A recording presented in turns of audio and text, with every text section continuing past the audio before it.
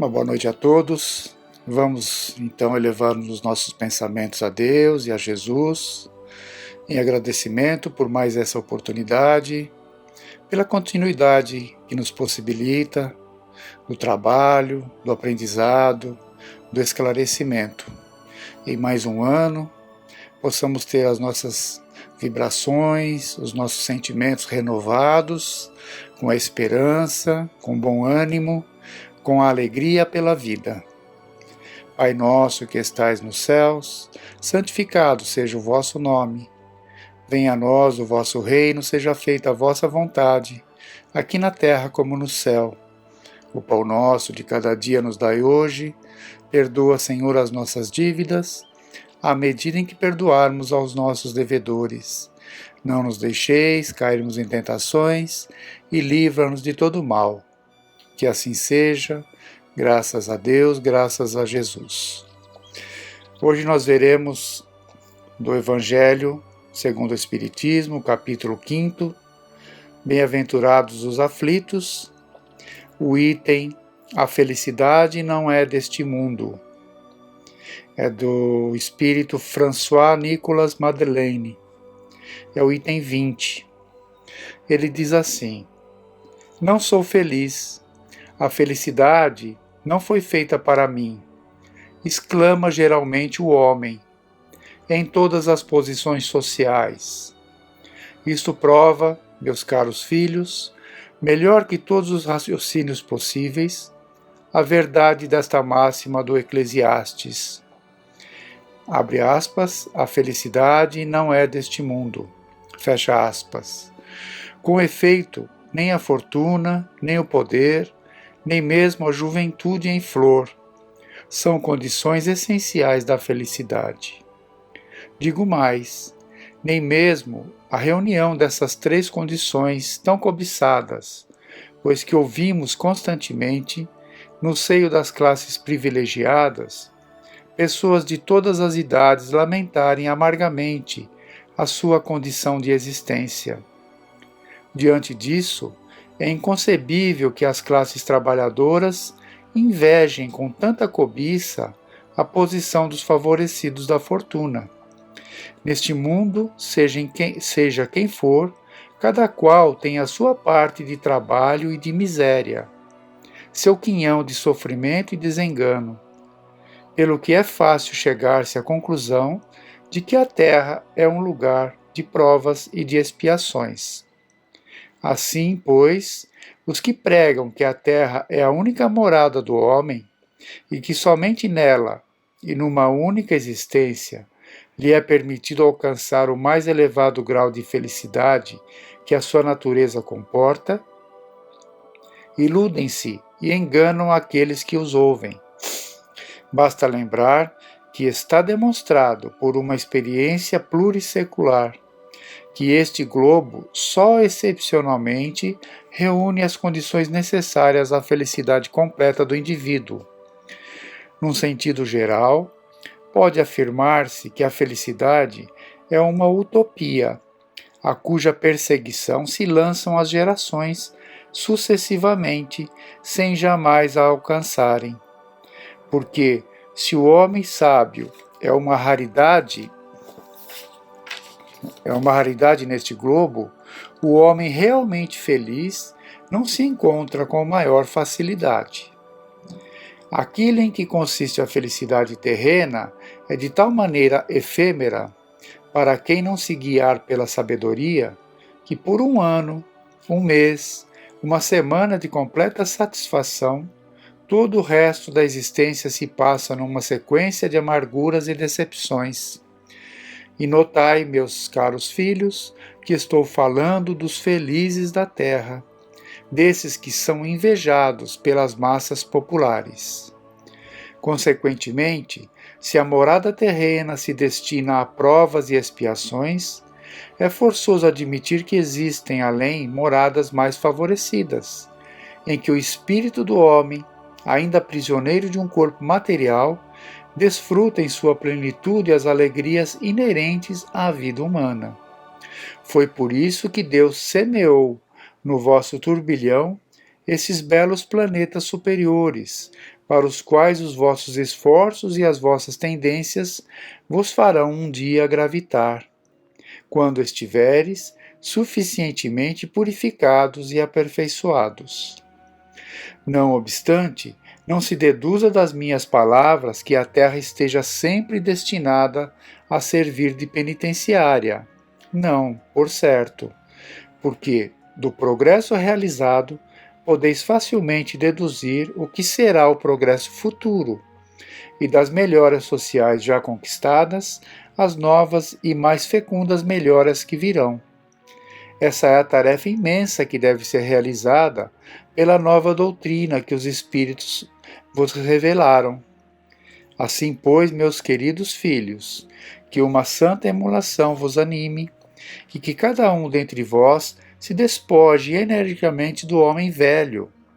Entregai-vos inteiramente à divulgação desse Espiritismo, que já deu início à vossa própria regeneração.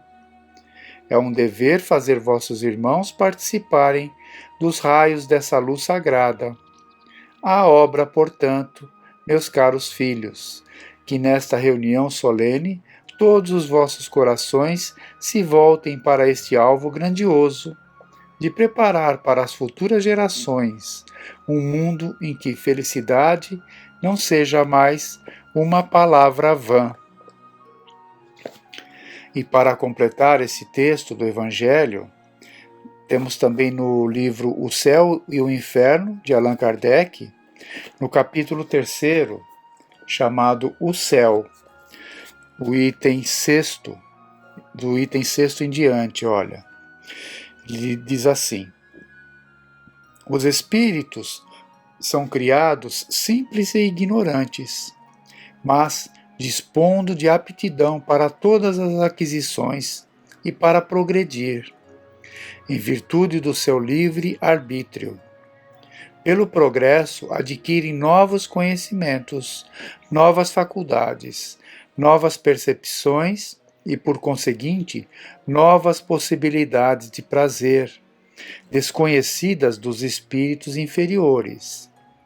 Eles veem, ouvem, sentem e compreendem aquilo que os espíritos atrasados não podem ver, nem ouvir, nem sentir e nem compreender. A felicidade está na razão do progresso realizado. Dessa maneira, de dois espíritos, um pode não ser tão feliz como o outro unicamente porque não é tão avançado intelectual e moralmente como ele, sem haver necessidade de cada um se encontrar numa região diferente. Embora estando lado a lado, um pode se encontrar nas trevas, enquanto para o outro tudo é resplandecente ao seu redor, da mesma maneira como um cego e um vidente podem se dar as mãos. Um percebe a luz, que entretanto não impressiona o outro.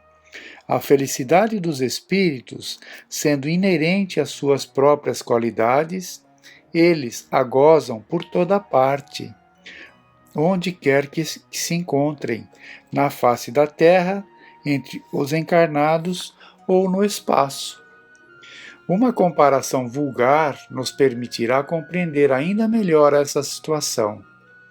Se, num concerto, se encontram dois homens, um bom músico de ouvidos exercitados, o outro sem conhecimentos musicais e de sentido auditivo pouco delicado, o primeiro experimenta uma sensação de felicidade, enquanto o segundo permanece insensível.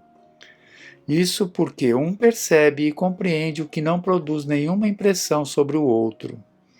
Assim acontece com todas as alegrias dos espíritos que estão na razão direta das suas aptidões para senti-las. O mundo espiritual está repleto de esplendores, harmonias e sensações que os espíritos inferiores, ainda sujeitos às influências da matéria, não podem sequer entrever, pois são acessíveis apenas aos espíritos depurados. O item 7. O progresso dos espíritos é o resultado do seu próprio trabalho. Mas como eles são livres e trabalham para o seu adiantamento com maior ou menor atividade ou negligência, segundo a sua vontade, eles apressam assim ou retardam o seu próprio progresso, o que vale dizer a sua felicidade. Enquanto uns avançam rapidamente, outros se arrastam por longos séculos nos lugares inferiores. Eles são, portanto, os próprios artífices da sua situação feliz ou desgraçada, segundo estas palavras do Cristo: a cada um segundo as suas obras. Cada espírito que fica atrasado só pode lamentar-se de si mesmo, como aquele que avança tem todo o mérito do seu progresso. A felicidade que conquistou tem, assim, mais valor aos seus próprios olhos. A felicidade suprema é prêmio exclusivo dos espíritos perfeitos, o que vale dizer dos espíritos puros. Eles a atingem só depois de haver progredido em inteligência e moralidade. O progresso intelectual e o progresso moral raramente andam juntos, mas o que o espírito não consegue num determinado tempo, o consegue em outro, de maneira que essas duas formas de progresso acabam por atingir o mesmo nível. Essa a razão pela qual frequentemente se vê em homens inteligentes e instruídos que são muito pouco avançados no terreno moral e vice-versa. Então, finalizando aqui esse texto, podemos ver que complementa o texto do Evangelho, esse texto do Céu e o Inferno, onde nos mostram, primeiro, que podemos estar lado a lado com espíritos felizes ou com espíritos infelizes, dependendo do que cada espírito pensa, do que cada espírito sente, do que cada espírito vive. Não precisamos estar em mundos diferentes para ter essa percepção. Podemos estar dentro da nossa casa, dentro da nossa família, dentro da nossa sociedade, ao lado de espíritos já completamente, relativamente, não completamente, mas relativamente felizes, de acordo com a condição do planeta Terra, e outros completamente infelizes também, dentro do mesmo contexto social, do mesmo contexto familiar, etc. Isso eles deixam claro que depende de cada um buscar esse esforço. Não depende do intelecto, Temos espíritos desenvolvidos intelectualmente, mas moralmente ainda com dificuldades, e de espíritos já com uma moral mais adiantada, muitas vezes com conhecimentos, com cultura inferior.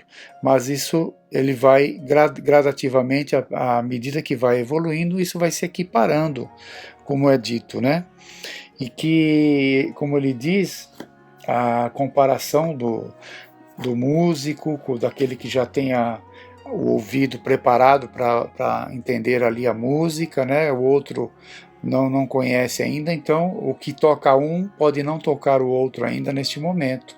Depende da conquista de cada um, a aplicação do nosso livre-arbítrio e essa felicidade que todos almejam, Podemos estar ali cultivando essa felicidade em nós, mas temos que entender que tipo de cultivo estamos fazendo. É uma felicidade material, simplesmente, ou é uma felicidade que vai nos trazer ali um progresso moral, É isso que temos que ter essa noção, e é o que esses textos buscam nos alertar, esses espíritos, Então, vamos refletir sobre isso, que possamos tirar a essência desses textos aí. Ficamos todos em paz, que possamos buscar realizar dentro de cada um de nós essa felicidade. tenham todos uma boa semana.